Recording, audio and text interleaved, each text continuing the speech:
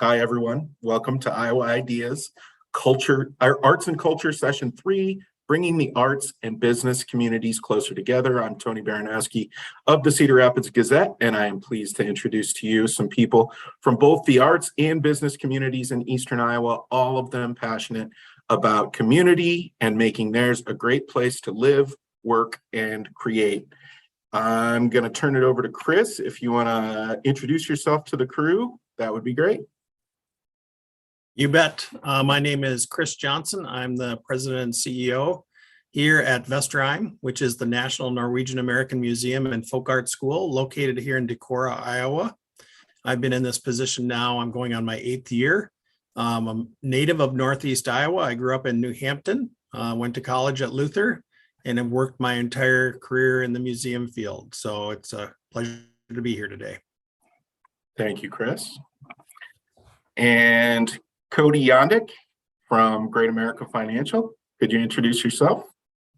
Yeah, thank you, Tony. My name is Cody Jandik. I'm Vice President of Sales and Marketing in our Connected Technology Group business unit at Great America Financial Services, located in Cedar Rapids. And it might be weird that you think that a VP of Sales and Marketing is here, but I have a passion and really do a lot of things with our philanthropic efforts and our volunteering efforts at the organization. And so I'm here to spend some time with you all today. Thanks for having me. Thank you very much, Cody. And last but not least, Katie Hallman. Hi, everyone. Thanks, Tony. My name is Katie Hallman. I am the executive director with Theater Cedar Rapids in Cedar Rapids, Iowa. I've been in this position, I'm in my 6th year, and I've been an arts administration, specifically theater administration leader for the last decade in New York City and New Orleans before making a circle back to Iowa, where I grew up. I also went to Luther College for my undergrad. So I live in Cedar Rapids now and love it. As a born and bred Iowan, I always love hearing stories about people leaving, going off to fascinating places, cool places where great things are happening, and then coming back to us. So thank you, Katie, for coming back to Iowa. You bet. All right. Thank you. Thanks, Iowa. I like it. Yeah. All right. So I want to jump in with you, Katie, because we talked a little bit in the lead up to this conversation about the kinds of partnerships that you've been able to develop in your years at Theater Cedar Rapids, especially how things have evolved over the last couple years when it maybe was not quite so simple and revenue, money flow had to change in the way that you kept Theater Cedar Rapids up and running. Can you talk a little bit about that? Yes. So there was a pandemic, and I don't know if you all heard about it, but it was pretty significant.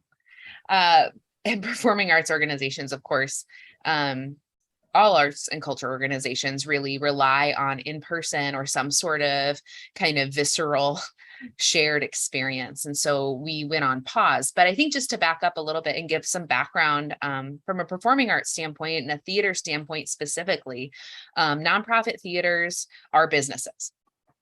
We are all over the country. The only difference between our business and a for-profit business is that we budget and perform not-for-profit that is shared with individuals, but that if there is profit, it is put right back into our mission. And prior to the pandemic, and happily since, TCR operates at the industry standard of 60% earned income and 40% contributed. And there's a variety of people and companies and partners and foundations that go into all of those streams, but those are the two basic pots that we are looking at in terms of revenue. During the pandemic, that earned revenue piece obviously went away very quickly, and we had to make very fast decisions. I'm grateful for the decisions that we were able to make. They were painful and heart-led, but I'm proud that we were transparent and human-centered and able to get back on our feet very quickly once we emerged. So does that help answer your question? It does. But specifically, some of the partnerships with businesses in the community, because obviously, when the pandemic started, we felt threatened and uncertain about things as business leaders. But did you find that businesses kind of came out of the woodwork to help keep you guys on track? Yeah, so Theater Cedar Rapids has a long history with the for-profit business community in our area. And one of the most exciting things for me when moving back to Iowa was how robust the investment in the arts is. We've existed for almost 100 years. I know Chris has a storied institution as well. And so our partnerships run deep. And when the pandemic hit, our community partners in the business world were extremely generous and thought partners with us as we weathered it. So that was amazing. There were, of course, extraordinary donations and support that came through during that time, both from the federal government, individuals, and corporations alike. I think we were all together in that unknown, and our responsibility with our business partners was just to stay prudent with a focus on coming back as soon as possible. Great. I'm gonna turn to Cody now. Cody, when we spoke earlier, you talked a little bit about how Great America had kind of a monumental shift in its approach to community relations, recruitment, and quality of life in the corridor. Can you talk a little bit about where that came from, what it looked like, and how you guys have adapted? Yeah, I mean, I think, Great America has always had a real big eye on what is happening in the corridor, what's happening, what things are there for our employees to do and see and feel in everything that we do. But I would say that in 2006, or 2016, excuse me, there was a major shift. We were seeing employees kind of take these, I want to go live in Denver, I want to go live in Chicago, I want to get away from this place and go experience new things. And there was a few members of the Great American employee staff that said, hey, it'd be really great if we start trying to address this kind of on their own. And that's what has become the Great American Network Group. And that Great American Network Group was created with the idea of how do I spend time with my coworkers, but also how do I experience the environment, the city, the culture of Cedar Rapids, which is where we're headquartered. And that has morphed over the years, and they really have 4 pillars of the things that they focus on, which is really philanthropy, professional development, and then arts and culture events. And so I just got an email this morning about they're going to Hy-Vee and learning kind of the arts of creating a charcuterie board and what matches with what, and going to different places, walking around downtown Cedar Rapids and looking at buildings and how that is just part of where we are downtown. That's why the organization put its headquarters downtown, is because we believe that we need a thriving inner city to create not only a great environment for our employees, but also enhance the next generation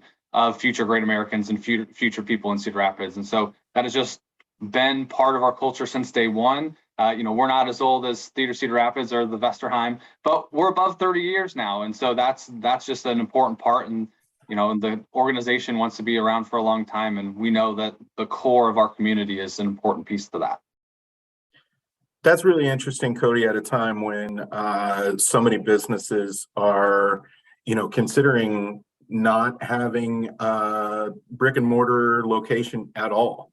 Can you talk a little bit about how it's been received within your employee base in terms of, hey, we feel like it's important to be together at times? Yeah, absolutely. I mean, I think we're like every organization right now trying to figure out what this post-pandemic timeframe looks like and what does work from home look like. But we believe that part of our success, our culture, the success that the company has had over all these years is that our culture, our people are the most important piece of what we do. And so, we are bringing people together, and that's where this culture, this Great America Network Group has continued to grow every single year, even during the pandemic, the attendance continued to grow because people were searching for connection and searching for meaning in the community that we're in. And so I think that that's just an important piece to the story for Great America. And we're not the only company that's doing that. But it just is a big part of, as businesses, we have to see that our surrounding community is an important piece if we want to continue to grow and do the things that we are setting out to do. And so, investing into those things, investing into culture and arts are an important piece for all of our employees, everyone in our community. Great. Thank you, Cody. Chris, on the flip side of that same kind of conversation, you're coming to us from a little bit more rural area, although one that's really highly regarded for quality of life and some of the great things that are going on in Decorah. Where did the arts and your organization fit into that? And can you talk a little bit about some of the ways that you have partnered with businesses? I mean, you're working with a different kind of base of businesses than maybe Katie is able to connect with. Certainly. We're an organization that's been around for quite some time. Our origins actually start up on the campus of Luther College back in the 1870s. We moved into downtown Decorah in the 1930s and have grown over the years. We are a museum and a folk art school. And so we have a lot of things that you would find in a traditional museum, different exhibitions, that you can come to, different programs associated with that. But we also have a very active folk art school where people can come and learn different types of handcraft and things like that. And that's given us the opportunity to enter into some interesting relationships with some of our local businesses here in town. An example I will provide here in recent memory, prior to the pandemic in 2019, is we had a wonderful exhibition here called Tattoo: Identity Through Ink. And kind of interesting about this, as far as Vesterheim is concerned, we are a museum that focuses on the Norwegian American experience. You don't have to be Norwegian American to enjoy our museum.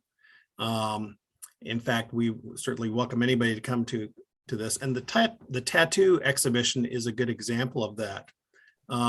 We started out the root of that idea with a small collection that we were going to have access to that was a kind of a tattooing kit and all of the art associated with that from this Norwegian American who lived over in Wisconsin.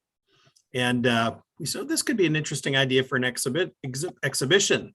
And tattooing is sort of a thing that, a lot of people are doing these days. I personally don't have a tattoo, but I don't have anything against that. Chris, there's time. There's time. Well, I may get to that yet.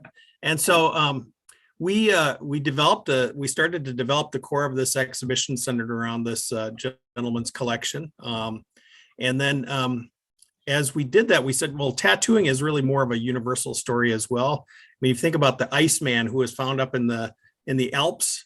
He had tattoos on his body. So that's a mummified body from thousands of years ago. You have it's significant in Native American culture. There's also some negative associations with tattooing, like with the Holocaust.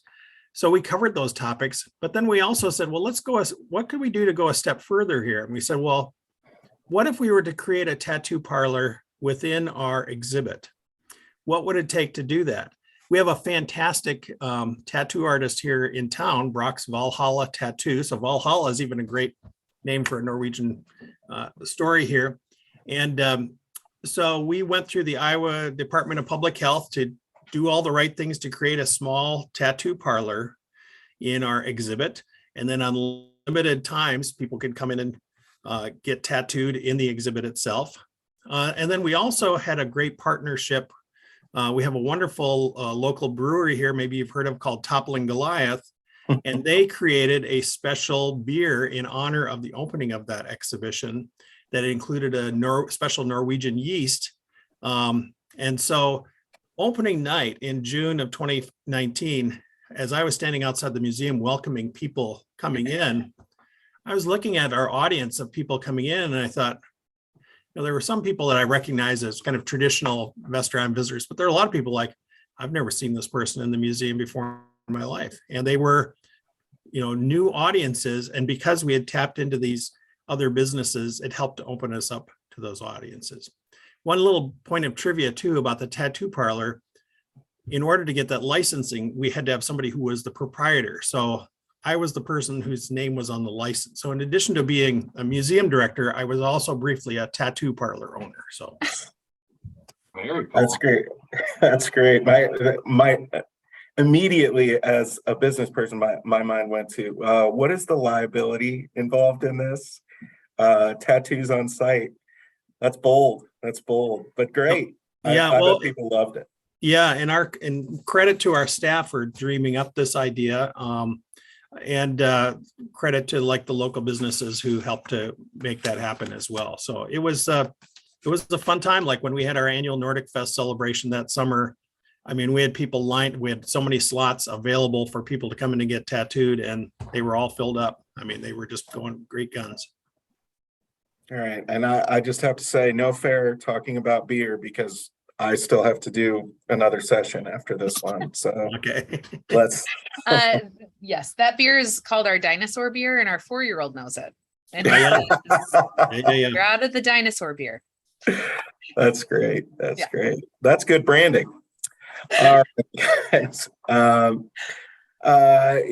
Let's see. Katie, we talked a lot about some of the different efforts that you have going on.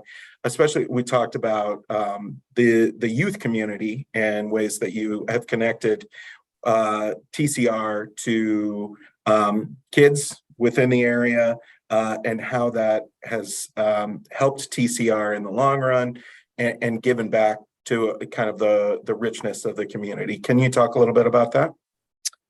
Absolutely. So TCR is a little bit unique in the theater ecosystem. We have a $3.5 million operating budget, and that makes us the largest community-based producing theater in the state. And we are in the top 3 or 4 in the country. And as we've evolved and grown, because we didn't start that way, we weren't even that way in the mid-aughts. It was really post the major flood event in 2008 that we started growing to this capacity. So we've been spending a lot of time diligently asking what it means to be a community-based theater. And as a community-based theater, what are our pockets of service to this community? TCR has always had summer camps. I was a summer camper. That's how I was introduced to TCR when I was in 5th grade. I was a summer camper in these same walls. And that has been a wonderful mainstay for the parents in this community and for the children to amplify their school experiences and really introduce them to this beautiful facility. As after the pandemic, prior to the pandemic, we started talking about barriers for access in a more serious and diligent way. We went through during the pandemic some very specific anti-racism training, which, as so many of you know, isn't just about race. It's about equity. It's across so many boards and biases to acknowledge what's going on in your community. And that allowed us to really articulate for the first time that our tuition model for education was not serving us and it wasn't serving the community. We had a scholarship program that has been beautifully supported by some of our partners in the business community that was being taken advantage of at a rate that was increasing beyond sponsorship. So we realized there is need. There's also stigma in creating a scholarship application and requiring people to fill out something, especially when we are not necessarily arbiters of value. We are not higher education people. So what exactly are we judging in an application? So I was really proud of my team and of the board and the work we did to introduce our pay what you can model this last summer. So we've removed all barriers for access. You can sign up for a TCR class and you're signed up. If you would like to pay something, we have options. And if not, it's no problem. It's just all part of the model. And our business community partners in this, our primary education partner is Collins.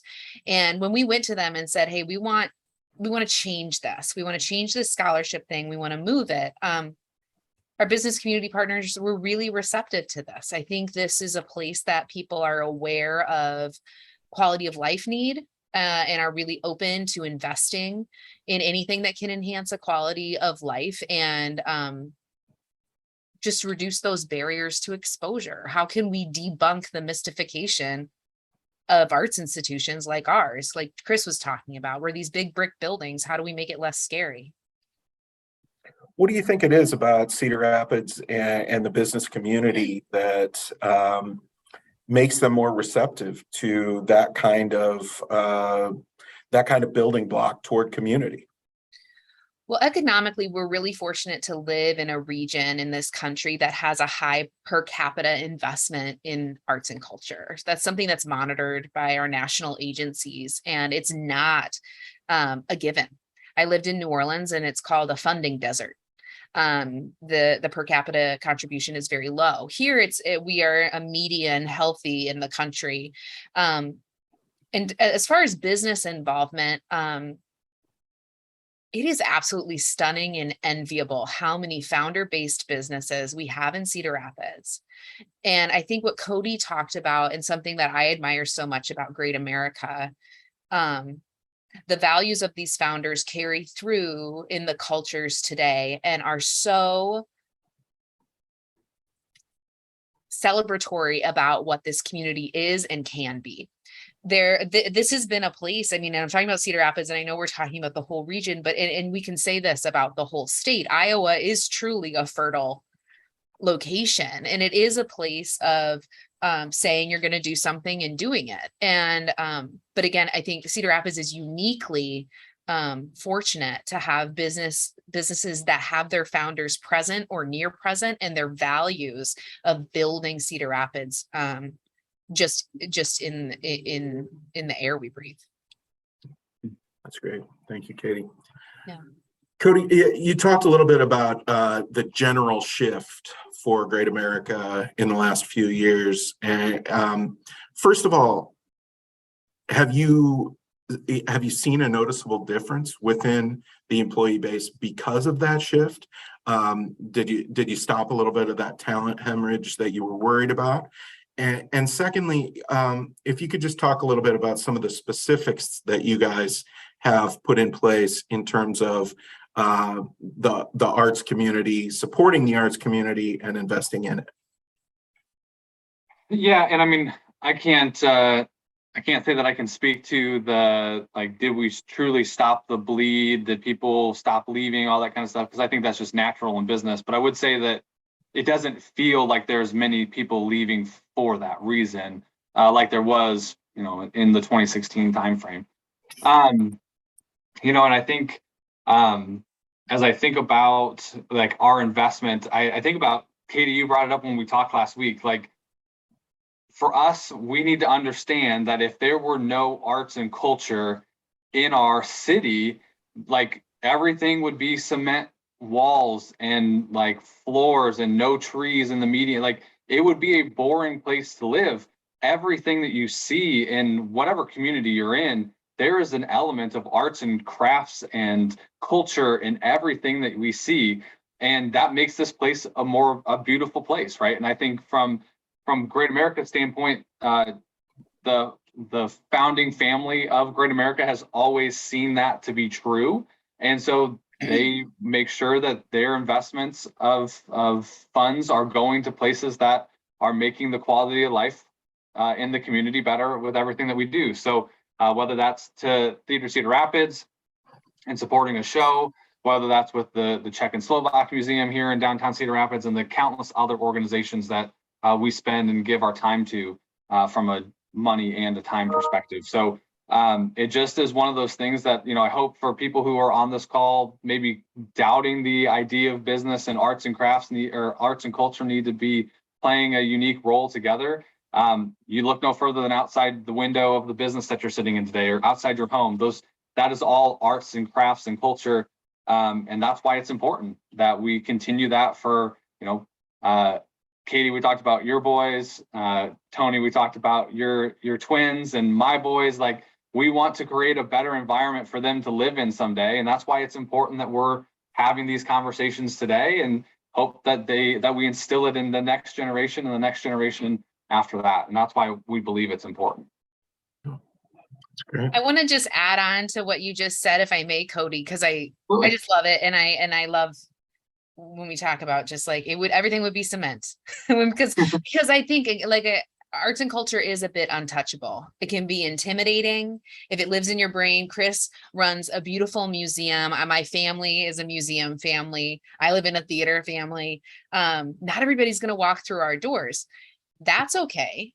Our existence and our presence is vital to the landscape that we live in. We occupy a corner of downtown Cedar Rapids. Our businesses and our existence being vibrant is essential to the downtown district health, even if you aren't walking through our doors. Of course, we're going to work on finding ways to make sure you do.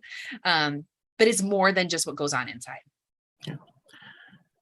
Chris touched on this a little bit, and I wonder if you, Chris and Katie, can add on to it. First of all, these kinds of connections between the business and arts communities, in your experience, is it always coming from your side? Are you the catalyst for those kinds of connections, or are you being approached by businesses in the area, and what does that look like? What would you like it to look like? I would say, from our perspective, it tends to be more on our side, but I think we have some fairly receptive audiences or receptive businesses here in town that are willing to work with us on different things. I'll give you an example. We talked about beer earlier here. I'll talk about coffee. That's another staple of Norwegian American communities. I think we have the highest percent per capita coffee shops in Northeast Iowa, perhaps here, which is good. I like coffee. But we have a wonderful coffee shop downtown called Impact Coffee. I'm not trying to do a commercial for them, but we partnered with them several years ago to develop a special blend for our gift store, the Vesterheim blend of coffee that we use. And we use it now also like for our online events. We had to pivot during the pandemic and developed a really strong online program. And so we use that in that regard. But we've also recently, like with Impact Coffee, we had this wonderful Scandinavian band that was passing through the area called Dalakopa, which they are just fantastic live music. And our facilities weren't large enough, and they've hosted a number of outdoor events where we closed down the street, and they were willing to serve as the host in that regard. And I think it's just the relationship we had with them certainly helped with that as well. We do get, we're a small town here, and so we get a lot of, ideas and advice from the locals, not just from business people, but just from community members as well. And some of them are great ideas that we adopt, and others, well, we'll have to think about them a little bit more. It just depends, I think so.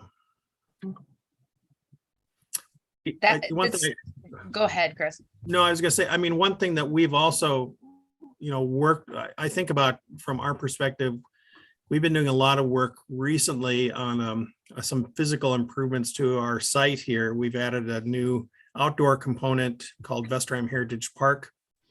And with that component there, as we were developing that park, which was we had a series of historic buildings out back, and we wanted to make it more visitor friendly.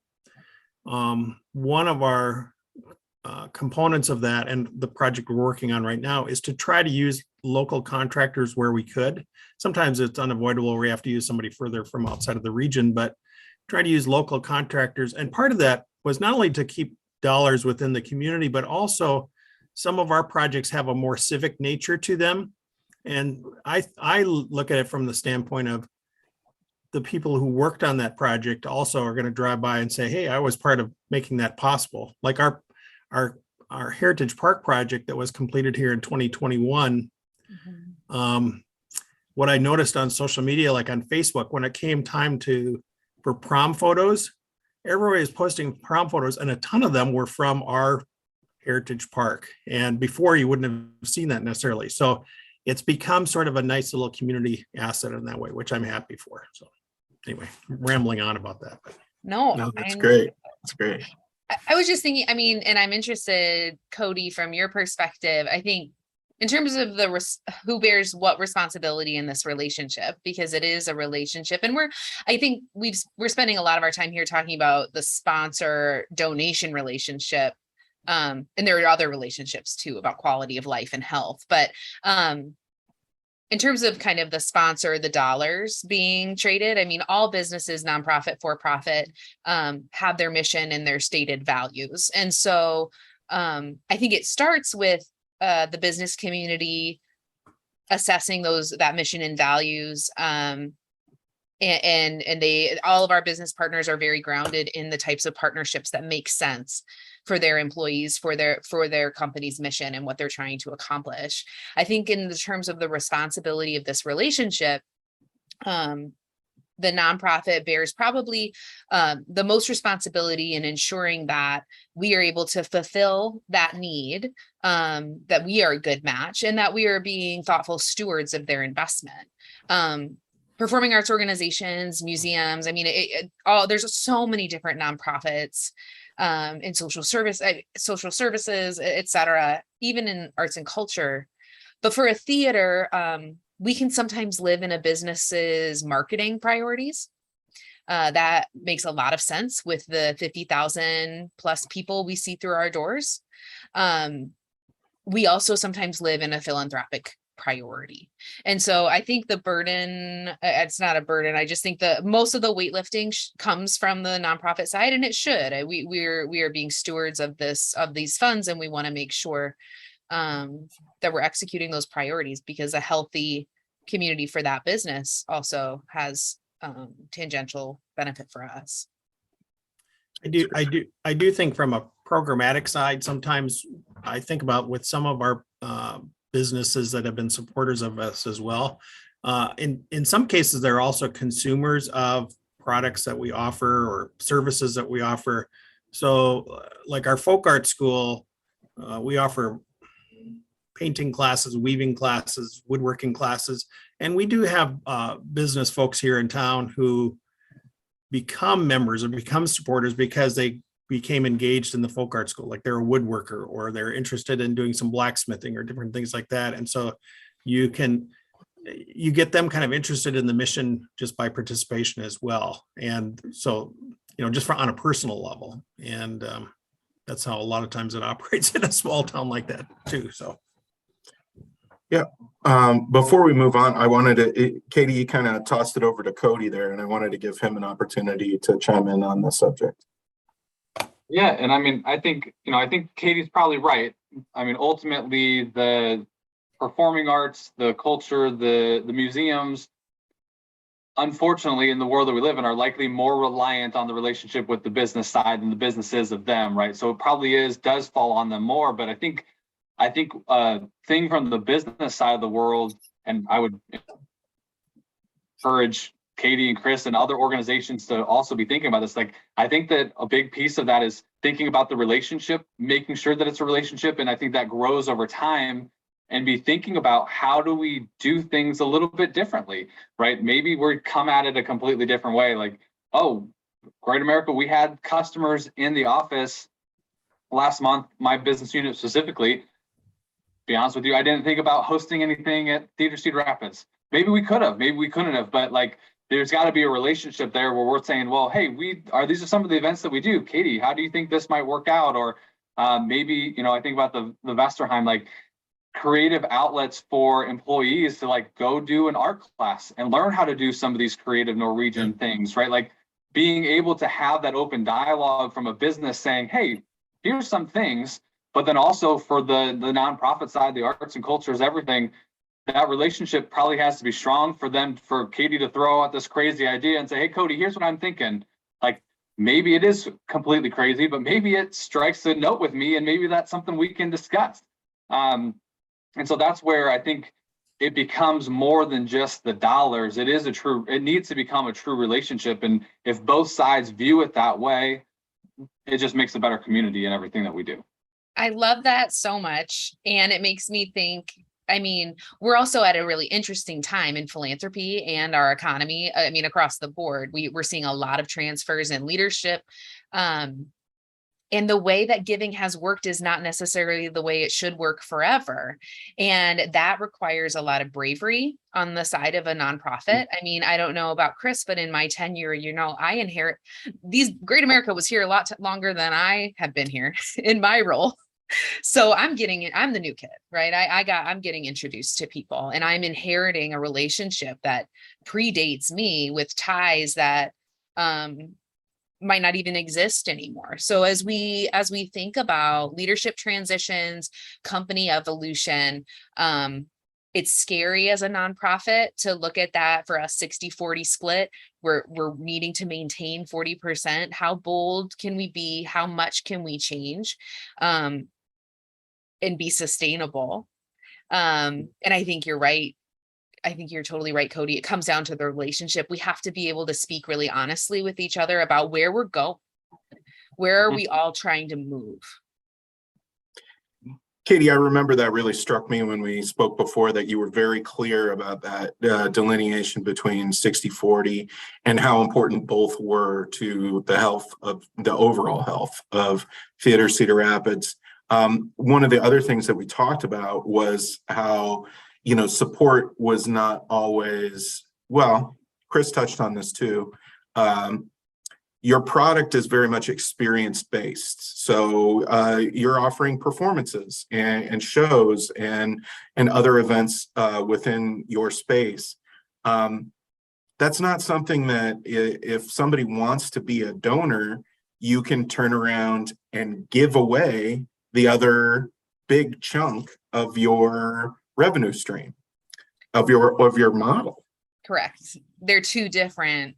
And Chris, started kind of saying the same thing. There's the experience part.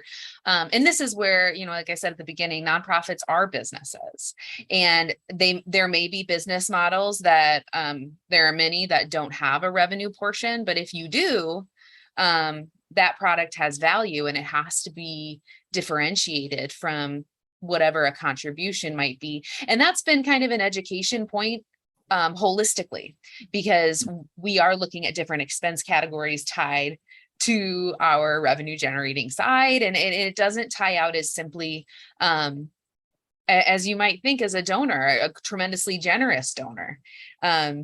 It's hard. And that's work that we've been doing here, to really kind of stand in our truth of being a $3.5 million a year organization. We're among, we are a solid medium-sized business in this community, employing upwards of 100 people as employees and contractors annually. So I think it's getting easier the more we have been able to stand in that and speak with our business partners about it. But it's been a transition and figuring out how we can make sure they also get our product in an appealing way.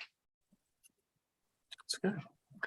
So we've talked quite a bit about all of your individual organizations. One of the things that I told you I was going to put you on the spot here is, what have you seen outside your area, outside your organization, that you think is successful, enviable, and maybe scalable to different communities that could be, really building off what's working elsewhere? We'll start with you, Chris. I think and maybe this is difficult for the head of a Norwegian museum to say this, I'm not sure, but one organization that I look to a fair amount is up in the Twin Cities, and that's the American Swedish Institute. And they had a similar trajectory like Vesterheim has had, where they had an older kind of structure. They had a membership base that was, I think, kind of getting older, and where they were, it was just sort of either a steady like this or maybe declining kind of approach. And they took a new model. They did a construction project where they developed this wonderful addition to their building, and they developed a wonderful cafe.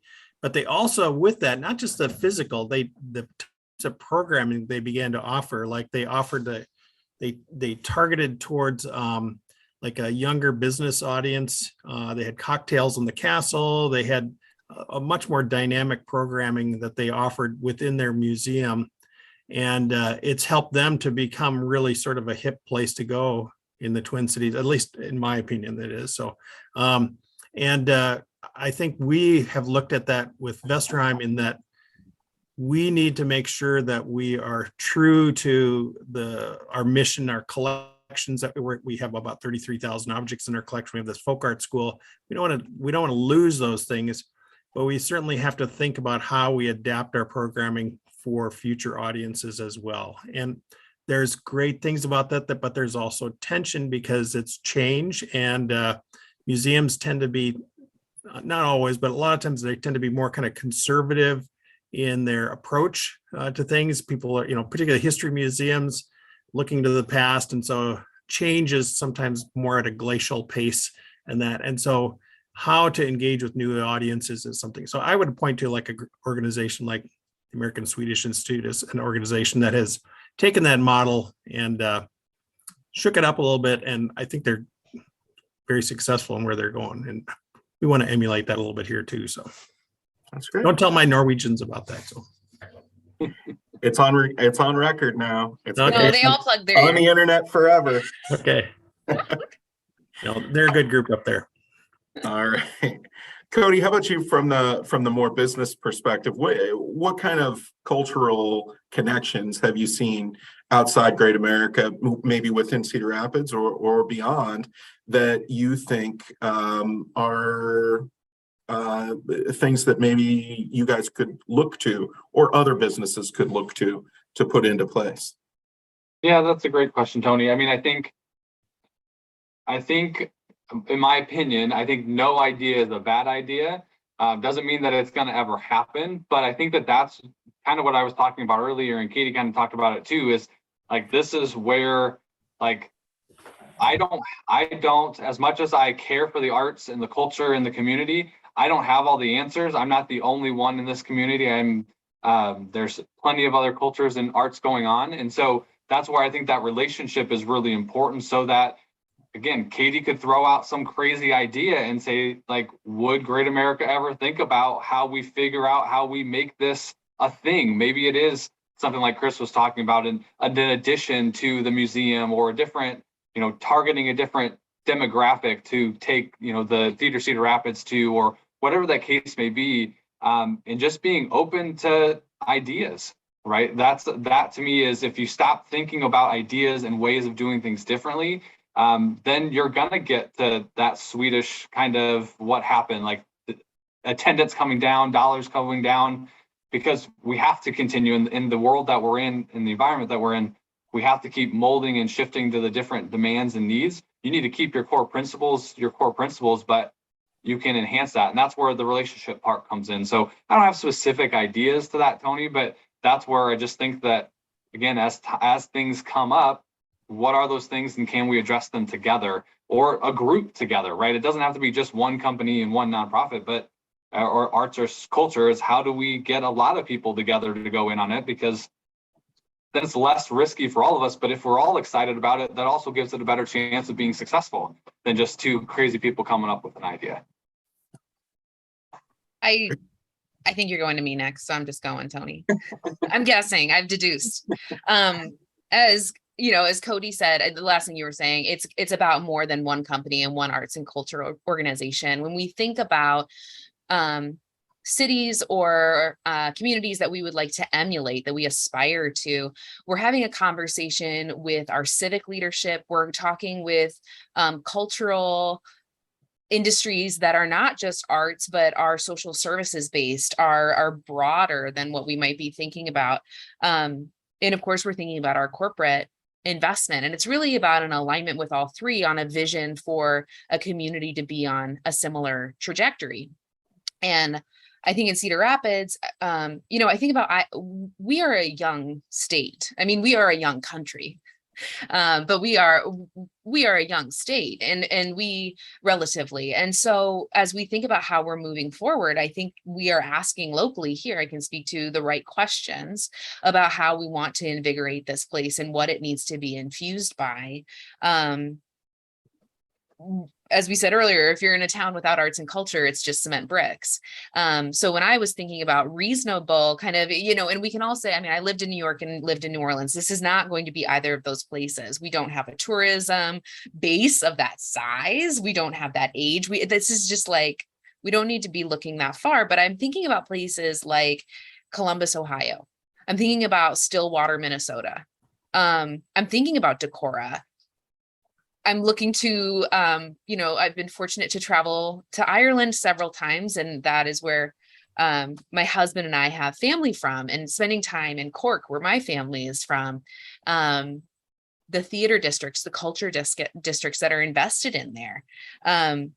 A tiny town there called Dingle, much smaller than Cedar Rapids, how they've invested in what makes them special, makes them walkable for anybody who might encounter that place.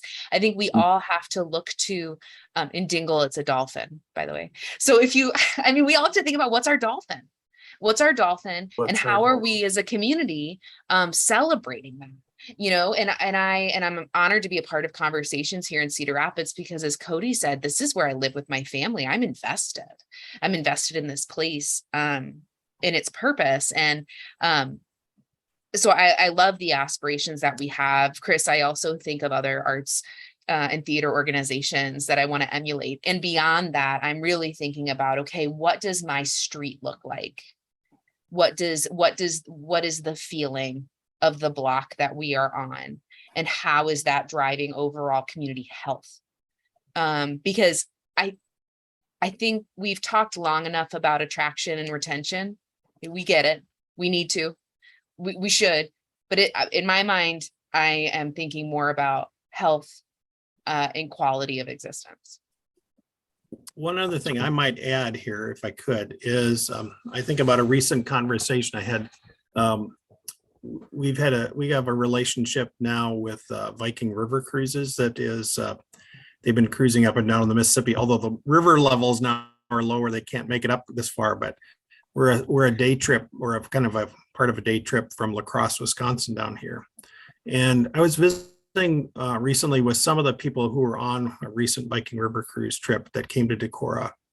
And these were people that came from both East Coast and West Coast, people from England who came here, and a lot of Midwesterners in it. I think we had one couple from St. Paul, maybe. But there was this one lady there who is from Florida, and she said, I'm from Orlando. And she goes, everything down there is essentially manufactured. I mean, you got Disney World, you've got Universal Studios.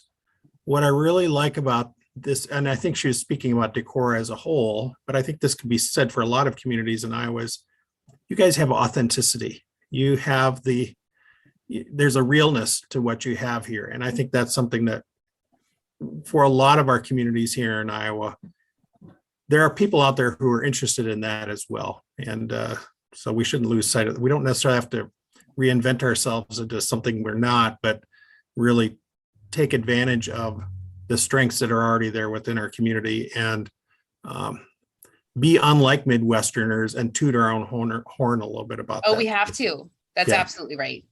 So. Absolutely. That's great. I love everything that you guys had to say there. Specifically, what's our dolphin? Which, Chris, if you're still in the market for a tattoo. Yeah, there you go.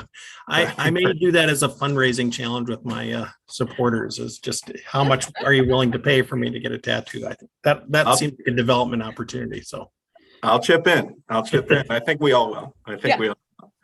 Absolutely.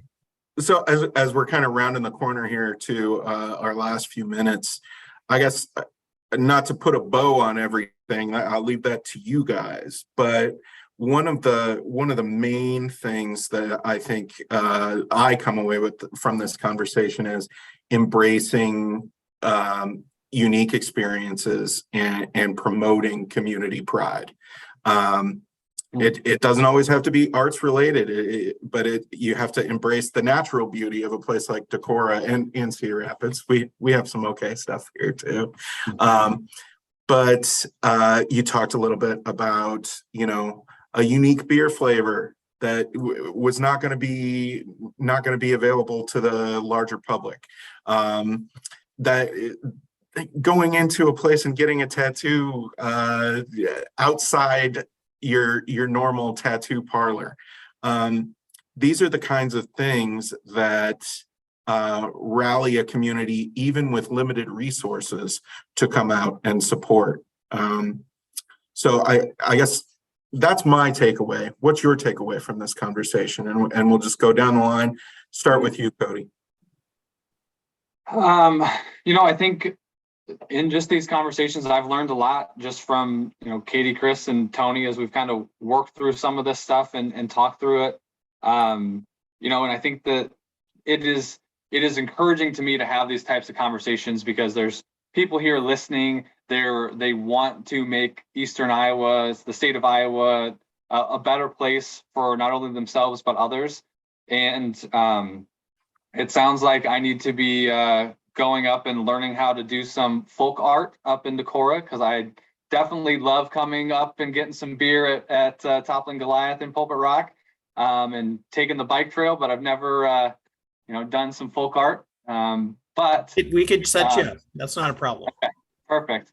But I think that this is the chance that we have as businesses and nonprofits, arts and culture in our communities, is to make connections and then see where it goes. Right, a true investment into our community makes the business side of our business better, because it's investing in the future, and we want our businesses to do better. And so I'm just encouraged by the conversations today, and ultimately these 2 days of the Iowa Ideas, and really excited for what can come from it. Katie? Yeah, I think today in this conversation has been so lovely and fun, and those I've watched as well. It reminds me that nothing is done in a vacuum, and individuals all bear this burden, and especially those who are leaders within their families, their organizations, any sort of community. As a culture here at TCR, we challenge ourselves all the time not to say no before we say how.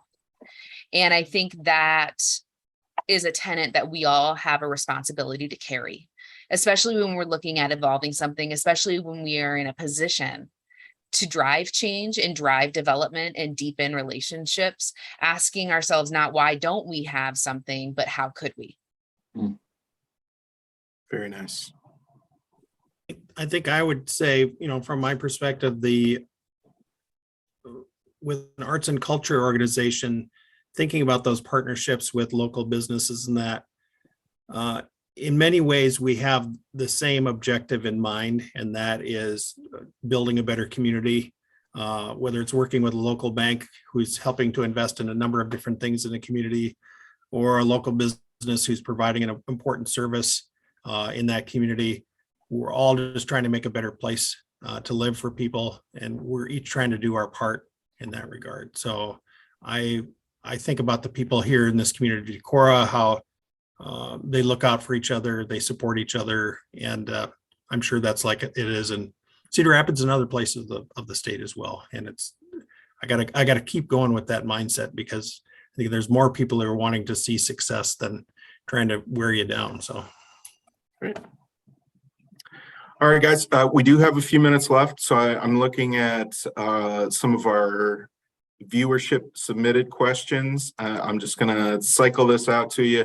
Question: How does a business balance the desire to get involved / invest in public art with the risk of influence and compromising the muse and the theme? Putting corporate or business dollars toward an artistic endeavor without any kind of undue influence on the art itself.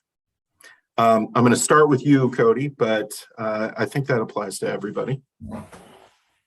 Yeah, I mean, I think that's a really good question, right? Because I think in a lot of situations, I think from a personal standpoint and from a business standpoint, one of the things that's really important is that whenever you go into a situation or a relationship, that you don't become almost paternalistic and make it become what you want it to become, and lose the arts and culture or whatever it may be in whatever environment that you're dealing with, a nonprofit, certain, communities in your area or in a nonprofit, or, with an arts and crafts type of thing. And I think, I think the way to handle that is by being silent, right? Like being in it, but not being willing to experience the experience, versus like, oh, well, I've always thought of it this way, so I'm just like, let's make it do it this way. No, like, let's open ourselves up to new opportunities and new things and see what comes of it, because it could be a beautiful thing. It could be a whole new endeavor for you. And so I can see that there would be a little bit of a rub there. But I think you have to try and put yourself to the side and experience what's in front of you. I'm sure Chris and Katie probably have some better ideas than what I came up with there, but that's what I would say. One thing I would say, I think it's also important for the arts or cultural organization to really stay true to its mission about who it is. And what that means, I think, is also, it requires that organization to really think about, as it's going out and talking to different organizations that it's looking to partner with, is you have to do your homework as well, I think, about thinking about how your organization's values line up with another organization's values, and looking at where those areas where there's good overlap. And if you can do that, then I think you avoid a lot of those issues, because if you find the supporter, the sponsor, things like that, that's aligned in that regard, I think that saves a lot of potential headache, which can be a headache sometimes. That's certainly true, but it behooves the organization to make sure they do their homework too. So I think you're right. I think you're right, Chris. Yeah. Go ahead.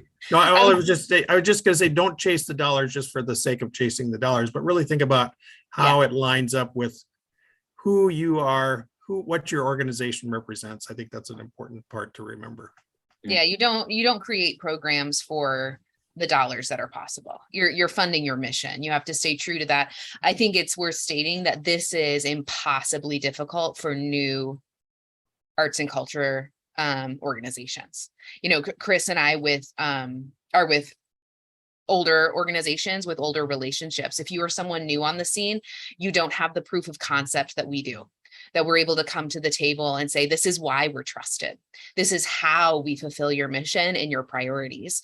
That is a longer relationship. So kind of like what Chris was saying, I think alignment or partnership with a trusted brand or nonprofit arts and culture leader can be helpful. But I have real concern for our younger cultural contributors.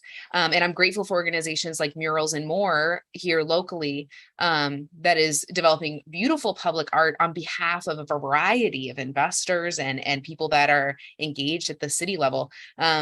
Because they can kind of be the vetting house. They are the proof of concept people that keep these two things separated and also allow for new ideas to flourish where everyone can not feel wiggly about it. I think one other thing I would say, though, I think the longer history is a little bit of a double-edged sword, though, too, in that you can run into the trap of, well, you've always done it this way before. And so, and that can stifle some innovation that maybe you want to do. And whereas a younger organization, they have to be a little more risk-taking sometimes. And some people certain supporters gravitate to that too. So. Yeah, that's right. I think you should just get that tattoo, like put it up high, and then and then people know something's different. Something's different here, Chris. Chris had no idea what he was doing. I may need to talk to my wife about this. So. She can call me. We'll work it out.